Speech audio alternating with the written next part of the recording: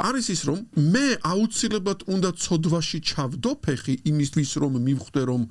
დედა რაცული რაღაცა ვქენი და მე ვამბობ რომ პასუხი არის კი და არა ამ ცოდვაში უნდა ჩადგა ფეხი ოღონდ არავინ არ გთხოვს რომ ეს ცოდვა იყოს ფიზიკურად განსხეულებული ეს აზროვნებაში უნდა მოახდინო ეს ცოდვა შენ უნდა წარმოიდგინო რომ ეს ცოდვა გააკეთე შენ უნდა წარმოიდგინო რომ კაცი მოკალი შენ უნდა წარმოიდგინო რომ შენ ყველა წმინდანის მიმართ უნდა ეჭვი შეიტანო